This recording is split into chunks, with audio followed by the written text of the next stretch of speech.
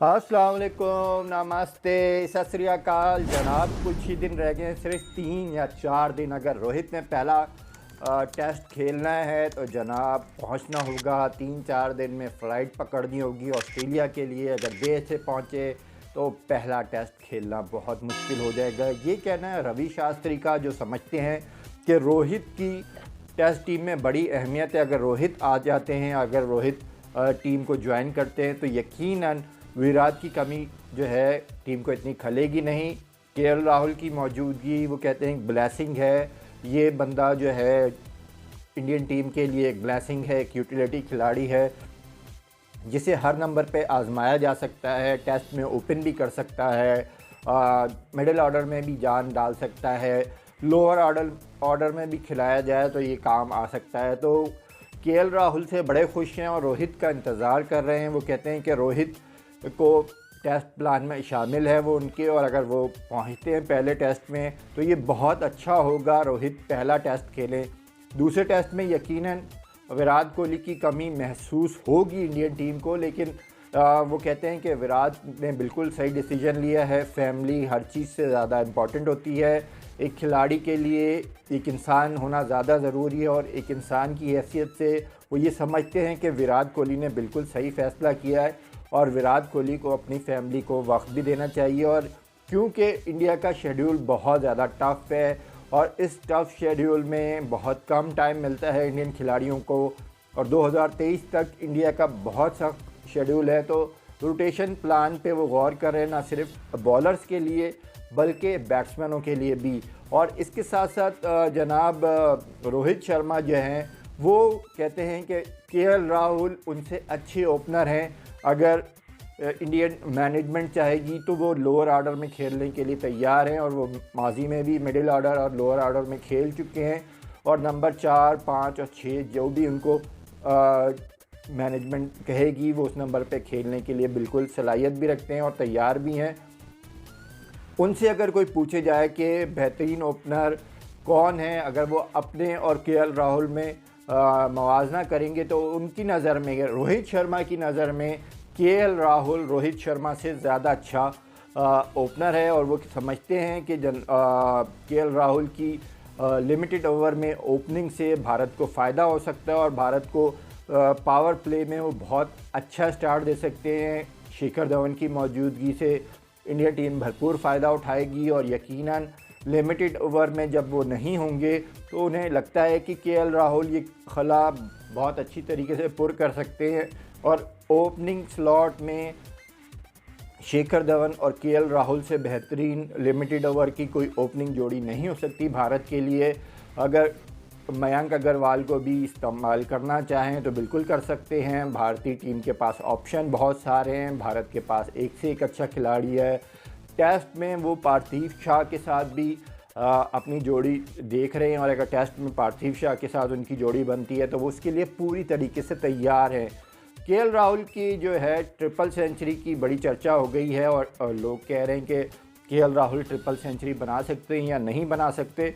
नहीं बनाने का तो कोई सवाल ही नहीं होता। और ये कहते हैं एन चैपल आमतौर पे भारत के लिए कोई ख़ास अच्छी बातें नहीं करते, लेकिन उनका कहना है कि केएल राहुल में उनको ऐसा स्पार्क नज़र आता है जो दुनिया के बेहतरीन बैट्समैनों में होता है। वो उन्हें एलन बॉर्डर, सचिन तेंदुलकर और लेजेंड के हिसाब से देखते हैं, और उनके ख़्याल में केएल राहुल में एक लेजेंड बनने की सलाहियत है। और यकीनन अगर केएल राहुल जो है अपने स्ट्रेंथ पे खेलेगा तो क्यों नहीं ट्रिपल सेंचुरी बना सकता, और बिल्कुल बना सकते हैं। और ऑस्ट्रेलिया की विकेटें बैटिंग के लिए ये माना जाता है कि मुश्किल है, लेकिन ऐसा हरगिज़ नहीं है।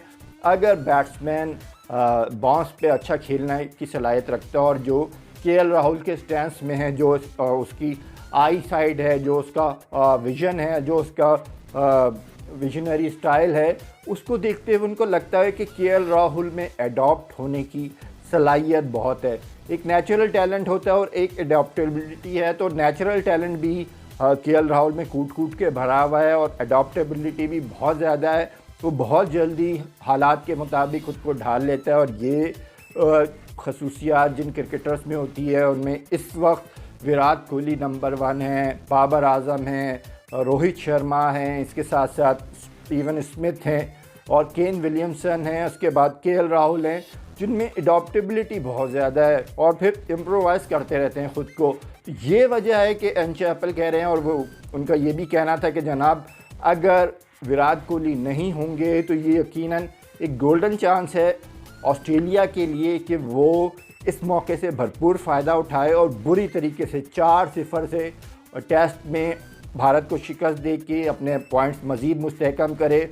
और 4-0 की शिकस्त यकीनन भारत के लिए बहुत बड़ा डेंट हो सकती है टेस्ट चैम्पियनशिप में, और इस मौके से ऑस्ट्रेलिया भरपूर फ़ायदा उठा सकता है और ऑस्ट्रेलिया को उठाना भी चाहिए और ऑस्ट्रेलिया इसकी सलाहियत भी रखता है।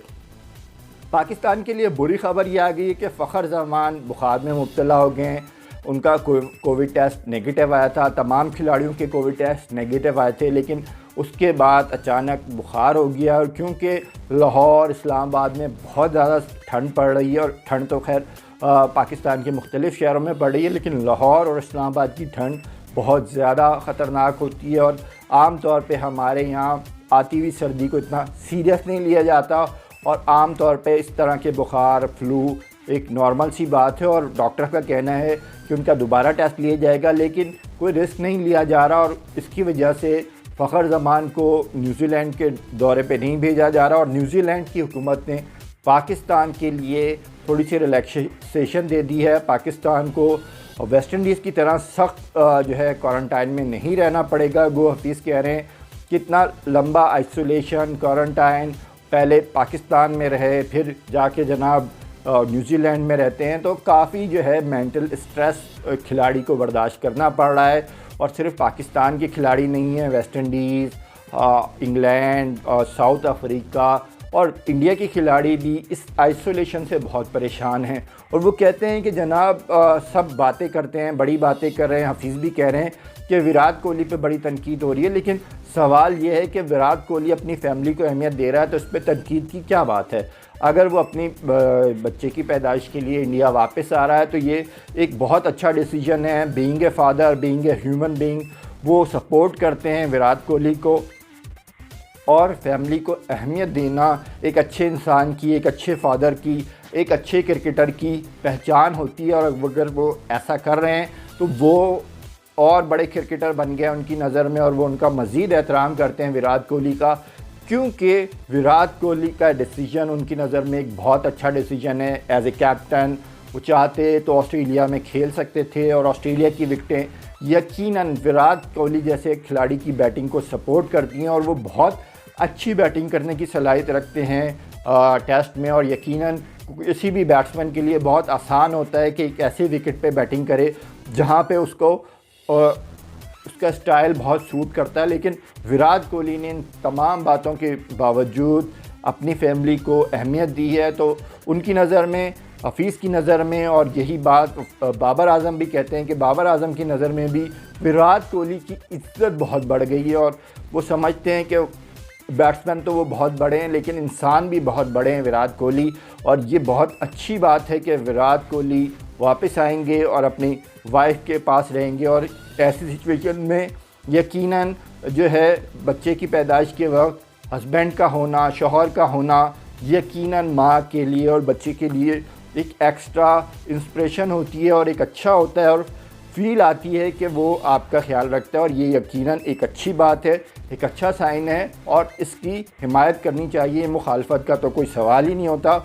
और यकीनन इंडिया की टीम इतनी मजबूत है, इतनी बेहतरीन टीम है कि एक विराट कोहली के होने या ना होने से बहुत ज़्यादा फ़र्क नहीं पड़ेगा। यकीनन हर खिलाड़ी की एक अहमियत होती है, एक ज़रूरत होती है, और फिर टीम के कप्तान हैं। लेकिन इसके बावजूद इंडिया की टीम विराट कोहली के बग़ैर भी जनाब ऑस्ट्रेलिया के ख़िलाफ़ टफ़ टाइम दे सकती है, ऑस्ट्रेलिया के ख़िलाफ़ जीत भी सकती है।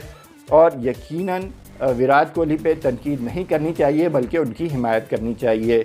आज के लिए मेरे ख्याल से इतना ही काफ़ी है। कल हम फिर मिलेंगे और बहुत सारी बातें करेंगे। मुझे इजाज़त दीजिए। अस्सलाम वालेकुम, नमस्ते, सत श्री अकाल।